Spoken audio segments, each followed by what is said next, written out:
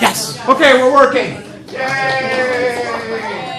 Yay! Functions and models. Yay! Still chapter 1. Yay! Section 1.4. Actually, I did it last year. Yay!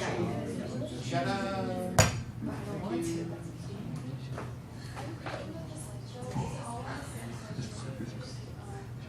No, did I not unlock this? Oh, my bad. Hold on. Once again, talk amongst yourselves.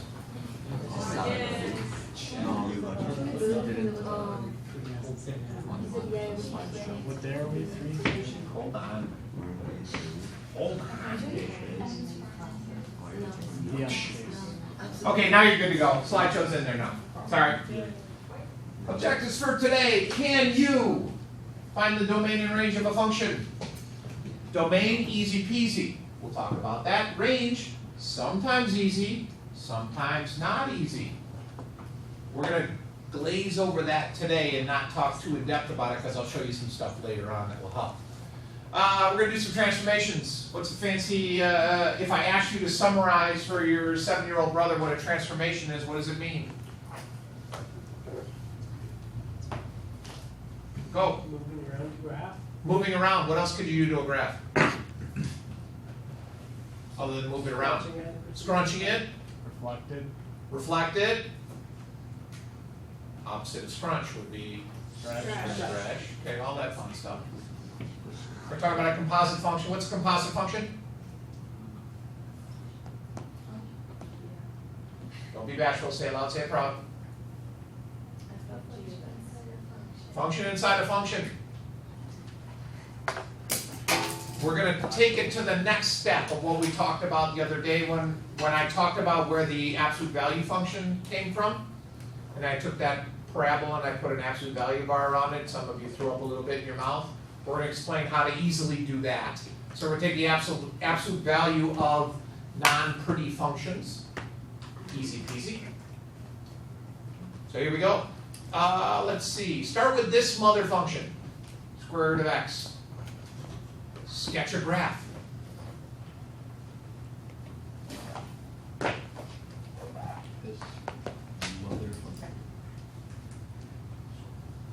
While you're sketching a graph, I'm going to ask you a question.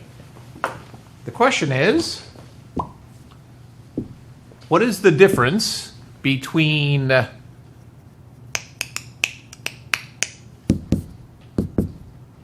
whoops, wrong one. I lied.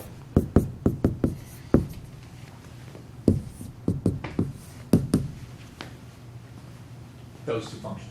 Sorry, wrong terminology. Those two equations.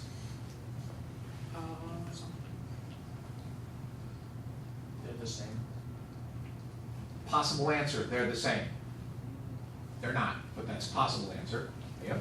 The first one's not a function, right? Why? Because it would just have the full parabola. Yeah. Well, couldn't you write root of x as a parabola? No. Sorry, I think it's Okay. But yeah. So if we start with this function, we all know that's a parabola, yes? But that's not what we're talking about. If we switch the variables, it tilts the graph sideways. We'll talk more about that later. This function is the sideways parabola. And I use the word function again, I shouldn't have. That's not a function. This is a function. Hopefully you drew this, yes? Yes? Okay, good. If I wanted the whole thing, I'd have that in there, plus or minus.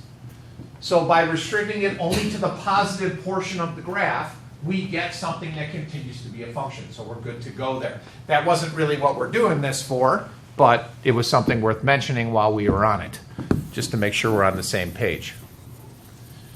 And we're erasing. And we're erasing. Still erasing.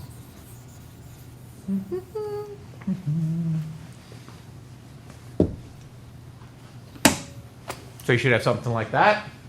What's wrong with my graph? Arrow, missing an arrow. Why do I need an arrow? This goes on forever. It goes on forever, yes. What's the domain of that function? Excellent. How far can I go in the x direction? Not only how far can I go in the x direction, but where do I start? Yes, you go.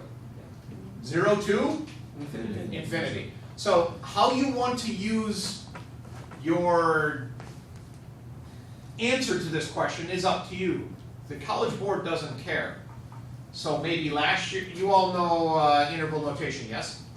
So in interval notation, this would be 0 to infinity, parentheses, brackets, combination of both. Which one is it?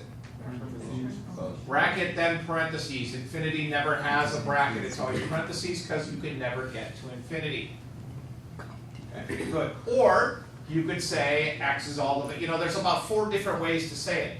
We're going to get to some functions where you might have an entire function, but you're just missing one spot, i.e. a whole. It might be easier to say all reals except where x equals 5. I don't care which format you want to do. You want to do x greater than or equal to 0? I'm okay with that. You want to do bracket 0 infinity parentheses? I'm okay with that too, because the College Board doesn't care. Where I will care about things like that is when the College Board says only do this. And that doesn't happen very often. Strangely enough, I was just talking to my freshman about this. One of my kids in class told me the answer was 8 over 2. And everybody's like, it should be 4. Weirdly enough, on the AP test, if you write 8 over 2 and leave it, you're good to go. Same thing with rationalizing denominators. I think I told you that. You no longer have to rationalize denominators. It's the little things in life. Okay, what's the range? 0 to infinity. 0 to infinity, including 0? Yes. Yep. Okay. Now, I'm assuming that that's easy to get, and I'm assuming that most of you got that from the graph, yes? Okay. What if you didn't have a graph? Well, you can put in like, under the, I forgot what it's called. Yeah, The what? the square root. The square root, correct. And we'll talk about that in a second. So we can't have any value of x that's less than 0. Can x be 0 here? Yes. Yeah. Okay. So now we want to transform, not transfer, mother functions. Okay. So here's 3 of them. I would like you to sketch each of those 3 graphs. Hopefully I didn't give them to you on the slideshow, did I? No. Yes. I'm getting better at my job. It's the little things in life. Have you been reading my science class as well?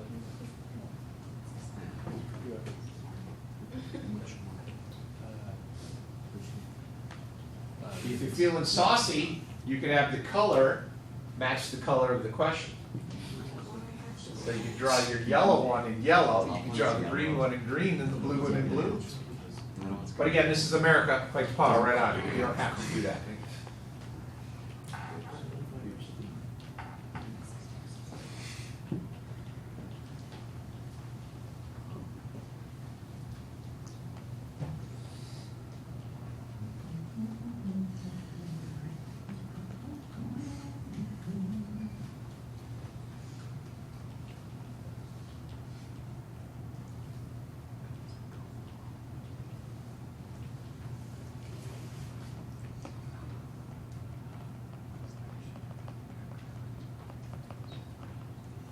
Get that arrowhead.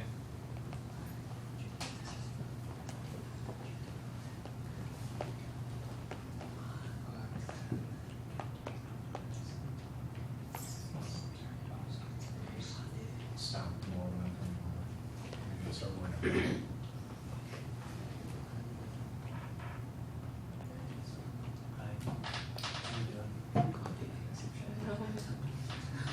Not really sure how to interpret that. Okay. It's a good start.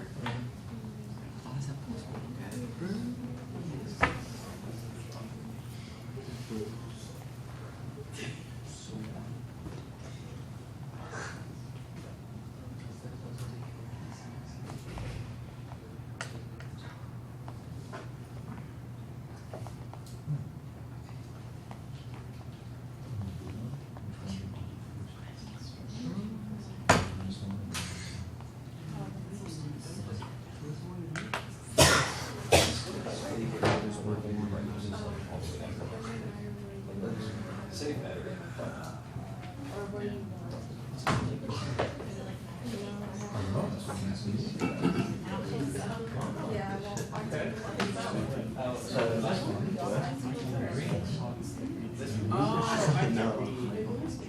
incorrect.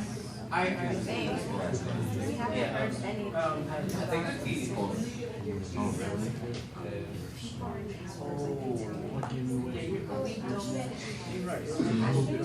Yeah, the arrows would be pointing leftward, like pointing that way. So then if it's a negative X minus one. Person who's like, you can just sit down. Are you serious? You're right. I don't think you see that. Not these are just like, you want to make sure I do that. I mean, What period are you in? Next to it. All right, let's talk about the yellow one first.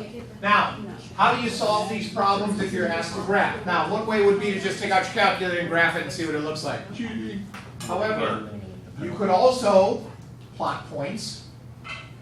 However, the idea behind transformations is an understanding how each of these numbers in each function affects the graph. So in the yellow one, how does the -1 affect the graph? Oh, moves it to the right? Are you sure? Is she right? Correct. If it's inside the function, it does the opposite of what you think it's going to be. So that's the mother function shifted 1 unit to the right. Done. In the green one, we're asked to do 2 things. What does the +1 do to it? Say again? To the left. Because it's positive. Oh, yeah.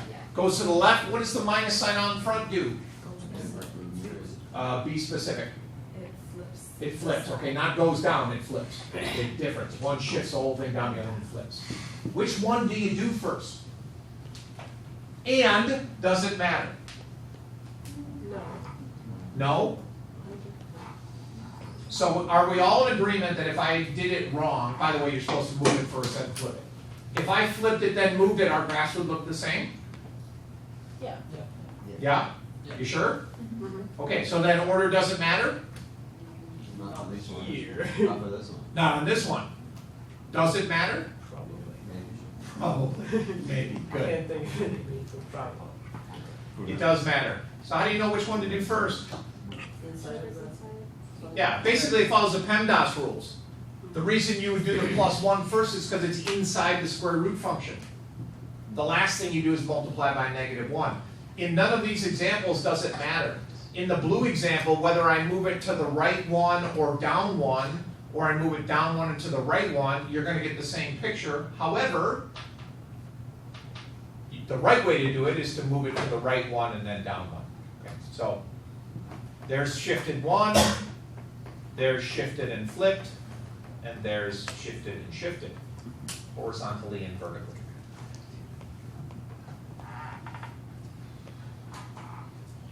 And I stayed with the color theme also, because I could.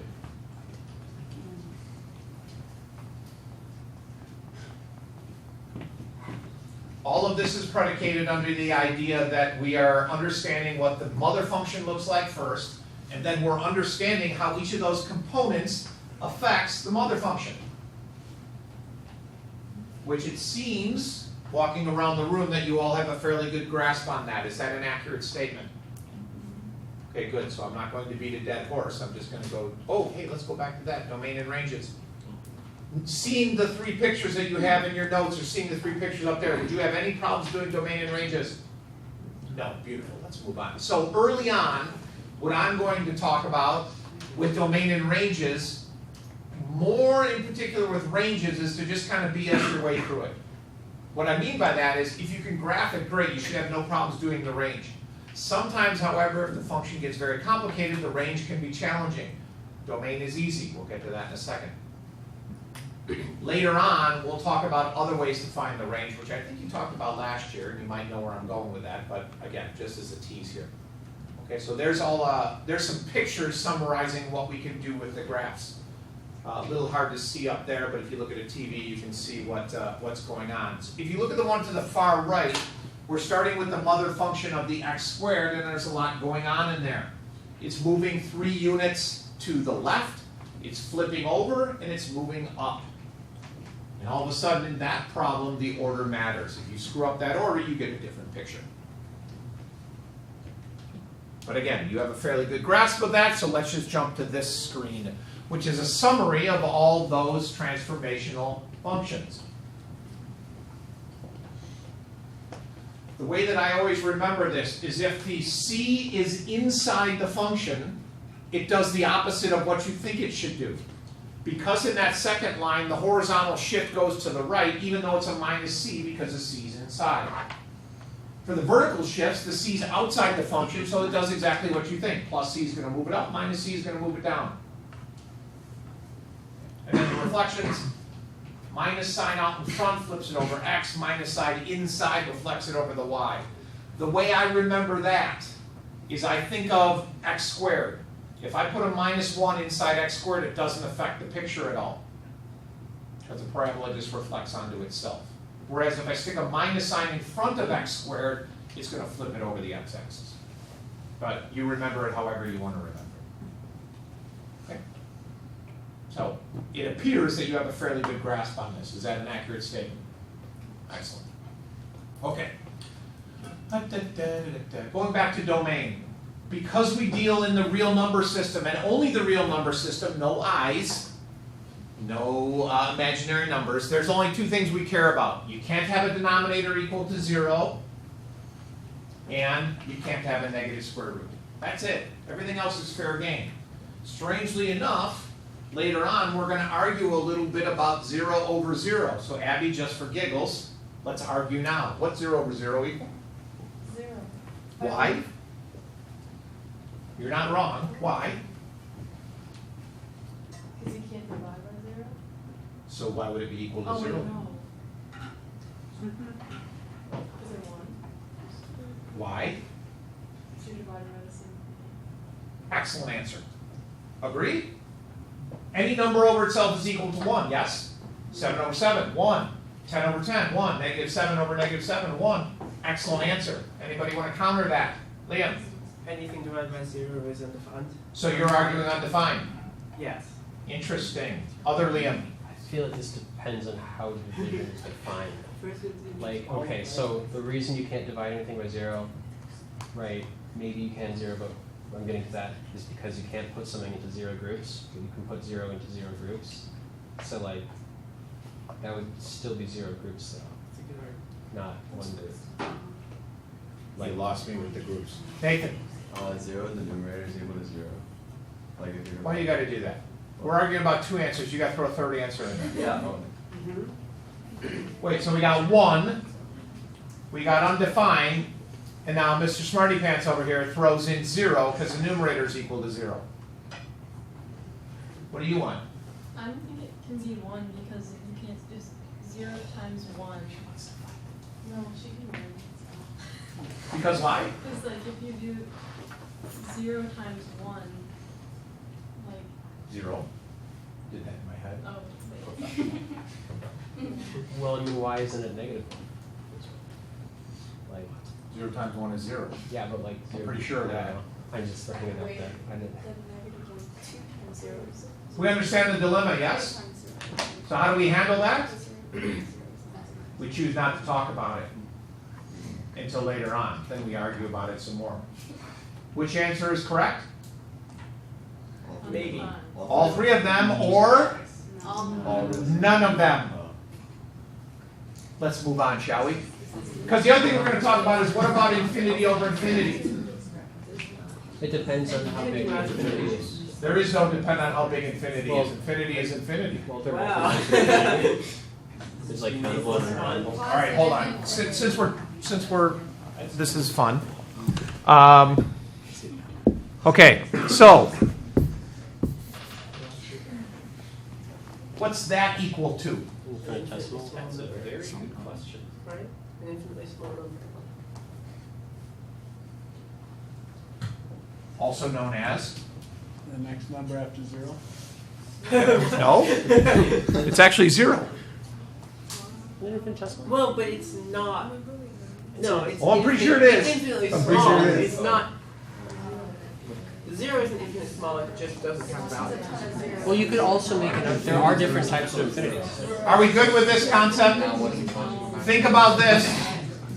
1 over 2. 1 over 10, 1 over 100, 1 over a million. As the denominator gets bigger, the fraction gets smaller. If you continue that out to infinity, it will get infinitely large, the denominator, which makes the fraction infinitely small. What's that? Infinity. Okay, that's easy. What about that? Undefined. But what if that isn't actually 0? What if it's really, really close to 0? Like one of them.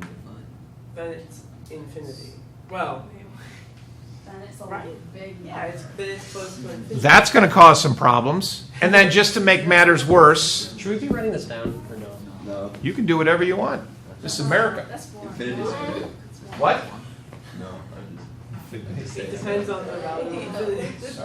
Not the value, the sign. You take We'll argue about that also. And then I'll introduce you to a guy named Lopital who answered the question for us, and we'll figure out ways to deal with that. But that comes later. Okay, so back on track. We're talking about domains. The only things that cause problems are denominators equal to 0. If you don't have a denominator, there's no problem. Move on. No negative square roots. If you don't have a square root, move on. That's it. If you don't have either one of those things, then your domain automatically becomes all real numbers. If you have one of those things, then you got to figure out what x cannot be. I find it easier to figure out what x is. Sorry, I said that wrong. I find it easier to figure out what x cannot be versus what x can be. You with me? Yeah, good. Okay, so what's the domain of that function? Yeah, it's not slideshow. It's negative infinity to you. Alright, when I started to hate this class, You. I didn't think I was using the slideshow. Me neither. Yeah. That's my fault. I would like to blame Everett for this, but it's my fault. Can't be -2 or anything. Okay, so let's talk about why that answer is on the slide, other than the fact that I screwed up. Why is that the answer? Is there a square root in this problem? No. So all we can... That wasn't creepy at all. Turn around, Miss McLaughlin's got her bug eyes right up against the glass. Laura, you have a question? No, I have the answer to your question. Oh, please. Well, at least I think it's the answer. Oh, okay. The denominator can't be 0, so it can't be anything. It can be 2 or -2, because -2 squared and squared makes 4, and then -4 is 0. Perfect. From a fancy schmancy standpoint, what I would do is say x squared minus 4 equal to 0, solve for that, and it can't be that. Now, in the slideshow, in my screw-up, I gave the answer in interval notation. You could also say x cannot be plus or minus 2. They're the same answer.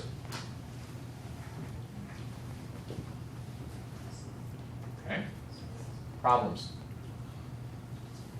What if it's a square root? So let's get rid of this. Let's change colors here. Let's make this g of x, and we'll simply say g of x is the square root of x squared minus 4.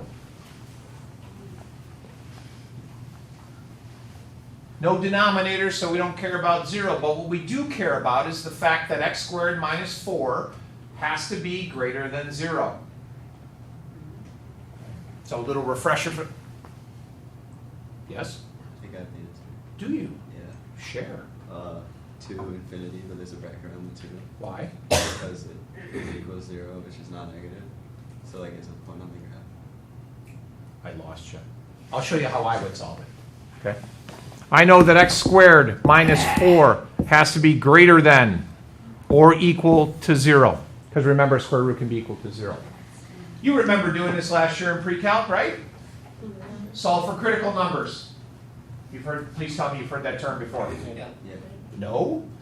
Critical numbers are the numbers that make this equation true. Okay, let me back up because maybe you've all had different experiences. Solving that inequality, I make it into an equality, and I solve that to find the critical numbers. So we all know here that the critical numbers are x is equal to plus or minus 2. Okay, remember doing this? Yes, And then testing regions? yeah. I got some yeses. Some of you are looking at me like I'm speaking Italian. Yes? Yeah. Okay, good. Are these open circles or solid dots? Solid dots. Why? That guy right there. Pick a number. What's a good number between -2 and 2? 0. 0. Is 0 make this true? Yeah. No, bad. No, it doesn't. What's a good number to pick over here? 3. Or? 4. Or a gabillion. Yeah. Does a gabillion make this true? Probably. Yep, gabillion squared minus 4 is greater than 0. What's a good number over here? Negative infinity. Negative infinity? That's a little aggressive. Negative gabillion. Negative gabillion squared is positive gabillion minus 4 is positive. Okay, so we're good.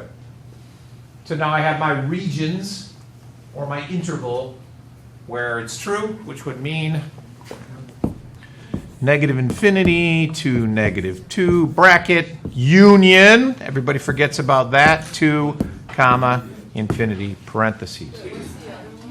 The other one, if it's like Trust in the union. the upside down use. Intersection. Okay, Union that's and what And an or. and or. And, but, and or will get you pretty fucked. That's from Conjunction Junction. Yes. What's my function? Schoolhouse Rock? Yeah, I watched Okay. it. You guys know Schoolhouse Rock? Yeah. You guys know Schoolhouse Rock? Yeah. What? Yeah, what? I do not know. Yeah, I know school. Interesting. in school, but show you should still has rock. I did school. Chicago's finest alternative rock. Okay, let's put some functions together. Blah, blah, blah, blah, blah. A lot of times in a slideshow, you'll see something in a rectangle. Sometimes that rectangle will be a pretty color. Sometimes it'll just be blue. That's commonly what we call calculus speak. A lot of times it won't even seem like it's written in English. But I include it because you need to understand it.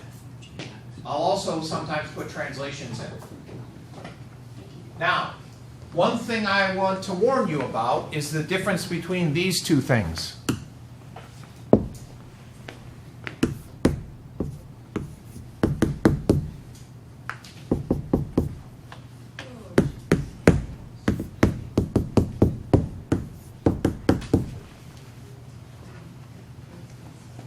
I wrote that a little sloppily, I forgot the X. But question here in the back? You want to explain the difference?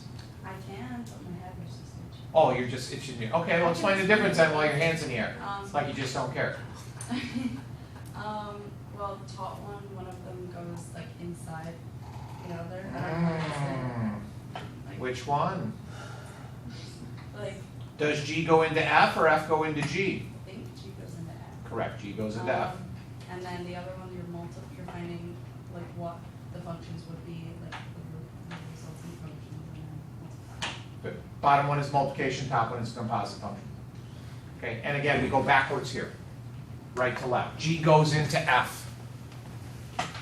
As it says right there. Okay. Dot versus open circle. Open circle composite, dot multiplication. Two functions. One's linear, one's trigonometric. Who cares? Sophie, what's f of g? 2 cos x plus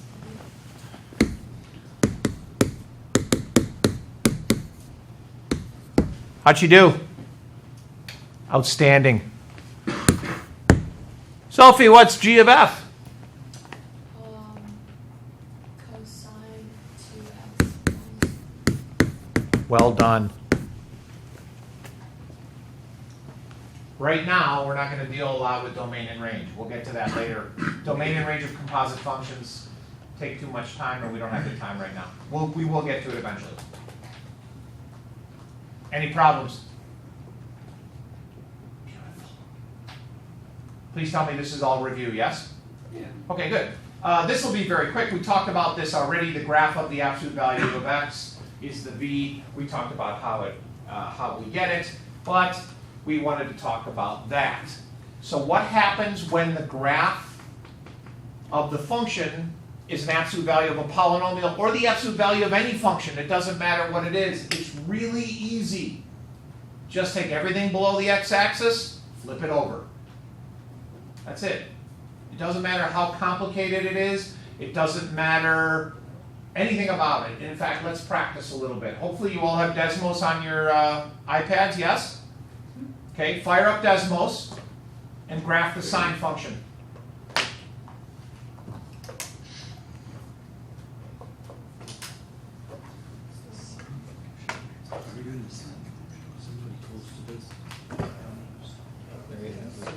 Can we use the graphing calculator? It's in subsurface because you'll need it. Wait, Okay, so graph the sine function first, and then in the second function, graph the absolute value of the sine function. I think it automatically changes the color.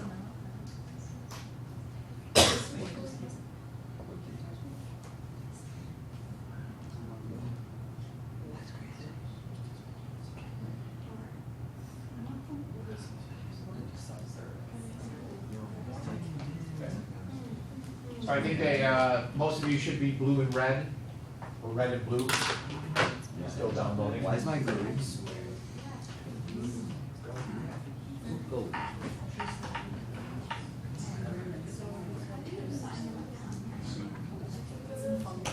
Sine of x is a traditional sine function, no problem. What happens when you graph the absolute value of the sine function? It takes all the downward valleys and flips them up and makes them hills. If you were to graph x squared plus 3x minus 4, it's a parabola. Part of it is below the x-axis. The absolute value takes it and flips it up. Don't make this harder than it has to be. Don't plot points. Don't do anything fancy. Just graph the function. And when you take the absolute value, erase what's below the x-axis and flip it up. That's it. And again, like I talked about last class, that's where the v comes from for the absolute value of x.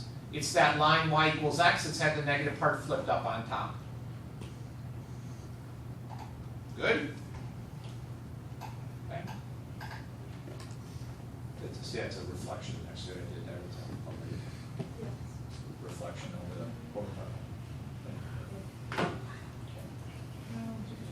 the same on the top and the bottom. Yeah. Just want to make sure you're looking at that one. Took me some time to find that picture. Just want you to enjoy it.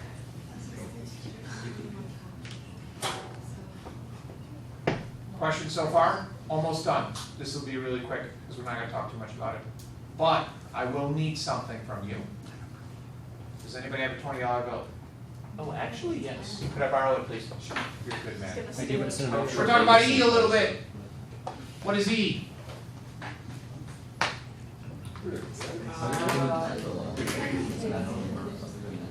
no, it's Has to do with natural logs, yeah. What it is we don't care about, but we're going to talk about the value of E. We're going to graph the value of E. By the way, what does the graph of E look like? Anybody? Yeah, it's a number, so it should be horizontal line. What number is it? 3.71828182. Okay, so Liam uses calculator. I'm going to show you how to use a $20 bill. This and that is a $20 bill. Who's on the $20 bill? Oh, wait, by the way, that's a $20 bill. Okay, roll with it. It is Jackson. Many of you didn't know that, but you read where it says Jackson right below that guy's picture. Does anybody know which president he was? No, which, not what kind of. He's the 7th president. Does anybody know what year he was elected? You should not know this, it's weird. It is, but 1828. By the way, did you happen to know that Jackson ran for 2 terms? Yeah, that gives us another 1828. Shh, just go with it. Okay, you with me so far? Okay, hold on, now I have to do some work on me.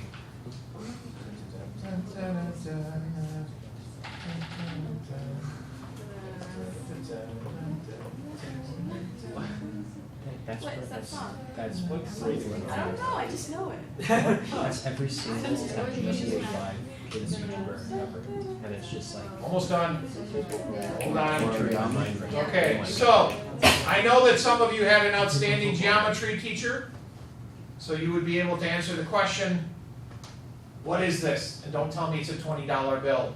Triangle. What kind of triangle? Triangle. A right triangle, also known as, A 45. bingo, a 45, 45, 90. However, we're going to call it a 45, 90, 45. That is E. Like Is it the example. whole, does it not, does it not go on forever? Yeah, but I couldn't BS my Okay, the rest well, of it. yeah. This is the best I can do, ma'am. I'm sorry. Jeez. I'll work on getting all 100 digits done. Yes, it goes on forever, but that is E. Is it just like, they just place it in here, or is there like a, because these. How do they derive? You're wondering where E comes from. Yeah, where does. Yeah, that's a really good question.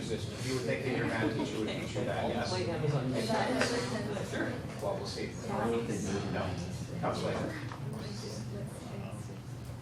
Laws of exponents. This is ridiculous, but if I didn't review it with you, you would have an out. Bases are the same, you add the exponents. Bases are the same, dividing, you subtract the exponents. Power raised to a power, you multiply. You can also, number 4 is a pseudo version of distribution. It's not really, it's not the distributive property, but you can multiply, you can raise everything in the parentheses to the 3rd power. Okay, so down below are examples. Up on top is the calculus speak. Instead of using numbers, they use the letter B and the letter A. X and Y are variables. It's the same thing. You knew this, right?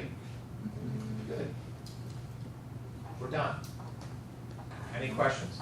So later on, Lauren, we will get to, I'll explain to you where E comes from. It's exciting.